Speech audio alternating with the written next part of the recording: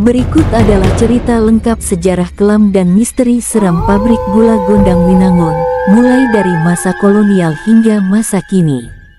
Cerita ini menggabungkan fakta sejarah dengan kisah horor legendaris yang banyak dipercaya oleh warga sekitar.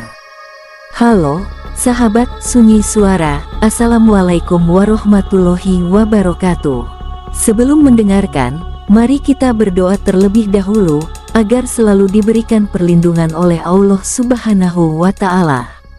Amin ya robbal alamin. Sejarah kelam nan seram pabrik gula Gondang Winangun. Awal berdiri, pabrik ini merupakan peninggalan kolonial Belanda 85 tahun sebelum Indonesia merdeka. Pabrik gula Gondang Winangun didirikan pada tahun 1860 oleh pemerintah kolonial Belanda. Terletak di Klaten, Jawa Tengah, pabrik ini adalah salah satu pabrik gula tertua di Indonesia. Dikenal dengan nama Gondang Baru, pabrik ini dulunya menjadi pusat produksi gula dengan skala besar, terutama untuk memenuhi kebutuhan ekspor ke Eropa. Masya Allah tabarakallah, sungguh kaya bumi Konoha ini. Selama masa kejayaannya, ratusan bahkan ribuan pekerja lokal dipaksa bekerja keras tanpa upah yang layak. Mereka harus mengangkut tebu, mengoperasikan mesin-mesin berat, dan bekerja dari pagi sampai malam. Kecelakaan kerja sering terjadi, seperti tangan terjepit roda mesin, luka bakar, hingga kematian. Namun semua itu ditutupi rapat oleh pihak kolonial. Allahu Akbar, Belanda memang sangat kejam, astagfirullahalazim. Masa penjajahan Jepang, neraka bagi Romusha, 1942 hingga 1945. Ketika Jepang mengambil alih Indonesia pada tahun 1942, 3 tahun sebelum Indonesia merdeka, nasib pabrik ini menjadi lebih kelam. Pabrik Gondang Winangun dijadikan tempat kerja paksa bagi para Romusha, penduduk lokal yang dipaksa bekerja tanpa istirahat, makanan, atau perawatan. Banyak dari mereka yang sakit atau tewas di tempat. Bahkan tubuh-tubuh mereka tidak dikuburkan dengan layak. Hingga kini, warga percaya ada puluhan makam massal tersembunyi di bawah fondasi dan sekitar area pabrik. Dari sinilah muncul cerita horor dan mistis dari pabrik gula.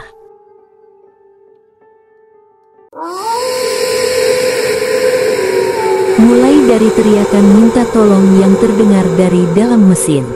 Bayangan Romusha kurus kering terlihat berjalan memanggul karung di malam hari. Ada sosok wanita berwajah hancur yang menangis di dekat mesin penggiling. Pasca kemerdekaan dan penutupan pabrik. Setelah kemerdekaan, pabrik tetap beroperasi dan dikelola oleh pemerintah Indonesia. Namun, seiring waktu, produksi menurun drastis. Pada akhirnya, pabrik gula Gondang Winangun resmi berhenti beroperasi pada awal tahun 2000-an. Sebagian kompleks diubah menjadi museum gula. Tapi sejak saat itu, gangguan makin sering terjadi. Mesin tua yang berputar sendiri saat tengah malam. Suara langkah dan pekerja yang terdengar dari ruang produksi kosong. CCTV yang merekam bayangan pekerja tanpa wajah. Dan ini kisah misteri paling terkenal di pabrik gula.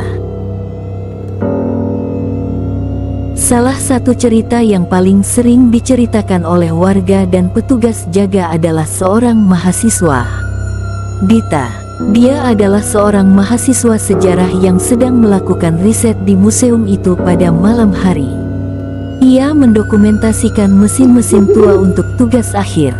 Dita melangkah pelan menyusuri lorong museum pabrik gula. Kamera tua tergantung di lehernya. Ia sedang mengerjakan skripsi tentang industri kolonial dan mengincar satu lokasi, yaitu ruang bawah tanah yang katanya dulu digunakan untuk penyimpanan alat berat. Tapi petugas jaga juga memperingatkan kepada gadis tersebut, jangan lama-lama di bawah, ya nak. Kadang sinyal hilang, kadang jalur arah pulang juga membuat pengunjung bingung untuk kembali. Dita hanya tersenyum sopan. Baginya, Cerita seperti itu hanyalah efek sugesti dari bangunan tua. Tangga menuju bawah tanah sempit dan curam. Aroma lembab langsung menyergap, bercampur bau besi dan sesuatu yang tak bisa ia kenali, bau seperti luka yang belum kering, serta bau anyir. Ia menyalakan senter dan menuruni anak tangga batu satu persatu. Di ujung lorong, ia menemukan pintu besi tua. Anehnya, tak terkunci. Dengan satu dorongan lembut dan manja, pintu itu terbuka, dan sesuatu berubah. Ruangan itu luas, tapi terasa sangat rendah dan menekan. Di dinding-dindingnya, tergantung rantai karatan. Di sudut ruangan, ada meja besi, dan di atasnya, sebuah cambuk tua, seperti cambuk algojo.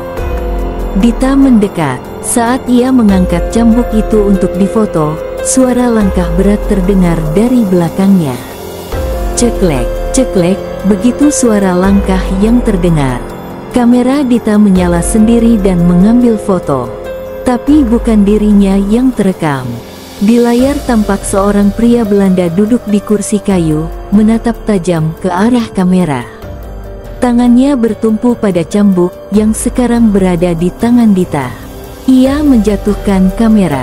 Napasnya mulai berat. Itu bergema dari segala arah. Suara itu bergema dari segala arah. Dita lari menuju tangga. Tapi lorong yang ia lewati berubah bentuk. Tak ada tangga, tak ada pintu, hanya dinding bata dengan noda merah tua yang menetes dari sela-selanya. Dan di balik dinding, terdengar suara ketukan. Pelan, berirama, seperti minta dibukakan. Malam itu, petugas jaga tak melihat Dita keluar. Kamera pengawas museum hanya merekamnya masuk ke ruang bawah tanah. Setelah itu, hilang. Beberapa minggu kemudian, seorang pengunjung lain memotret sudut ruang bawah yang sama. Dan menemukan kamera yang dibawanya ditemukan di lantai ruang produksi. Saat dicek, rekaman terakhir menunjukkan ia sedang bekerja di mesin, bersama bayangan pekerja lain. Matanya kosong, tubuhnya kaku, memegang cambuk tua. Dan, ada suara berbisik. Shift belum selesai. Hingga hari ini, meski sudah lama tidak beroperasi, pabrik gula Gondang Winangun masih berdiri kokoh. Tapi warga sekitar tak berani mendekat saat malam. Konon, siapapun yang masuk tanpa izin akan dipanggil untuk menggantikan pekerja yang hilang.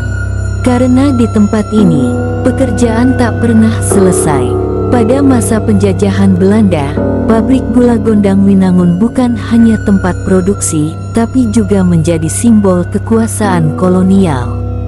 Para pekerja pribumi dipaksa bekerja keras dalam kondisi buruk. Banyak dari mereka yang meninggal karena kelelahan, penyakit, atau bahkan siksaan mandor Belanda. Konon, di salah satu ruangan bawah tanah pabrik, terdapat ruang penyiksaan bagi para buruh yang dianggap melawan. Tangisan dan jeritan kerap terdengar saat malam tiba, bahkan hingga kini. Bayangan misterius sering terlihat mondar-mandir di lorong-lorong tua, terutama menjelang tengah malam. Suara tangisan perempuan dari dalam mesin tua yang sudah tak beroperasi. Penampakan noni-noni Belanda dengan gaun putih lusuh berjalan di atas rel pengangkut tebu. Dan insiden lain yang tak kalah terkenal yaitu si mandor tua. Kisah paling terkenal adalah tentang penampakan mandor tua, sosok lelaki Belanda bertubuh tinggi besar dengan cambuk di tangan. Ia sering muncul di area dapur mesin dan seolah sedang memarahi pekerja yang tak terlihat. Seorang teknisi yang pernah lembur malam di tahun 1995 mengaku melihat sosok itu memandangi dirinya dari balkon atas. Ketika didekati, sosok itu menghilang, namun suara cambukan terdengar keras, membuat semua peralatan di dekatnya bergetar.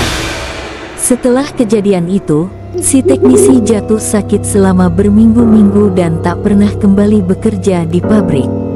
Kecelakaan tragis dan kutukan mesin.